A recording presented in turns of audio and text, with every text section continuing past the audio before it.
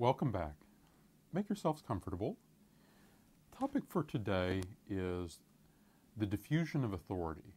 That's a fancy title, but what does it really mean? It's really a way of saying, where does authority come from? Well, try this out for a theory. Where authority comes from knowledge. I have authority because I know special stuff that you don't know.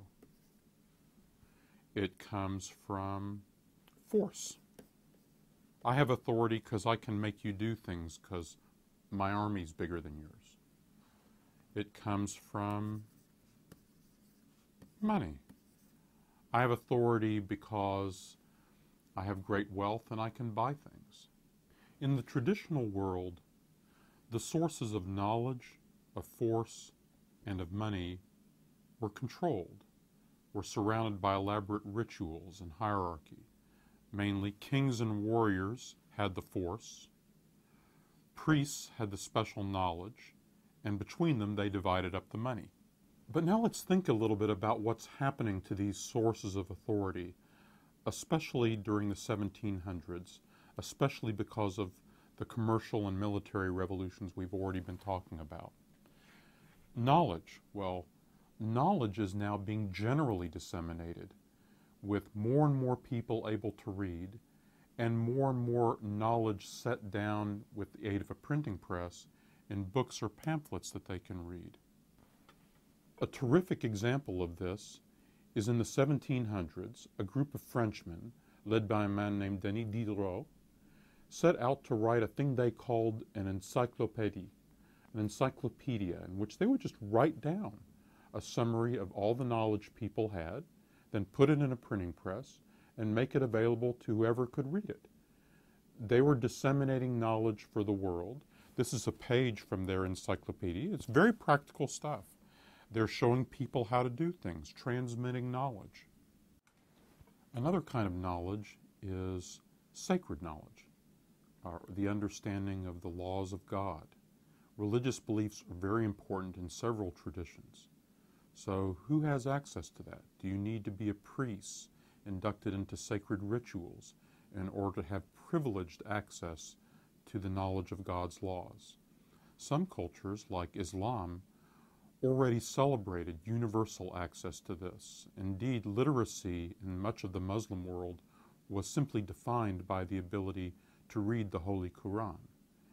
In the Christian world, religious knowledge had been held carefully, but especially beginning with the Protestant Reformation, Bibles were translated into local languages, and in the 1700s, there is an explosion of beliefs in which people are seizing access to religious knowledge into their own hands. Here's a wonderful illustration of the British preacher John Wesley disseminating the Word of God to a crowd of people gathered in Epworth in England.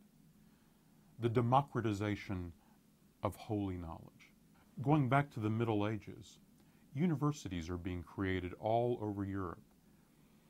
They're doing a lot of things there, some of them not very interesting, as I guess always happens in universities, but sometimes they do some good work. These universities are spreading as centers in which knowledge is cultivated and disseminated, including knowledge about these new scientific methods that are being developed. Some of it, stuff we would now think of as crackpot science, but a lot of course, very powerful indeed. So you can see how one source of authority, knowledge, is being rapidly disseminated in new ways. What about that other source of traditional authority, force? Well, look at what's happening to the sinews of war. The key figures in warfare now are people like artillerymen. Well, you don't have to have special qualifications as a great swordsman or noble birth to service a cannon or fire a musket. Nor is noble birth or your ability to purchase an office the only qualification you need to be a captain of one of these ships at sea. Think of the skills involved in managing one of these sailing ships in an oceanic voyage, commanding a crew, all the decisions one would need to make, the technical skills you'd need to have. You can see that here too you need to draw on a larger body of people who can have this knowledge. Finally, think too about wealth. In the era in which you need lots of bankers and companies, you're creating new holders of wealth, new sources of wealth because of the commercial revolution. Inevitably, you're democratizing wealth among a larger group of people, some of whom don't have noble birth. They're not priests, they're not nobles, but they're important nonetheless. And that's disseminating down into what we might now think of as middle classes, men of property who want to take a part in the affairs of their community. So add it all up, and what have you got? Well, remember we talked about the sources of authority could be knowledge, could be force, could be wealth. If everybody has access to knowledge, if you need a lot of other people to play key roles in winning your wars, if you need to draw on other classes of society who have the money, what's happening is that a lot of different kinds of people now have authority. And it doesn't take you very long to come to the conclusion of the philosopher of Jean-Jacques Rousseau,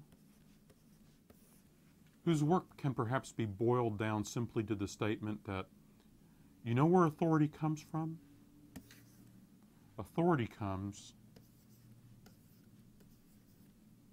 from you. It comes from the individual.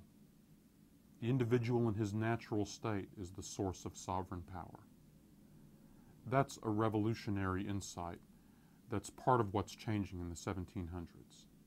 So that's a good place to stop, because our next subject is going to be the democratic revolutions.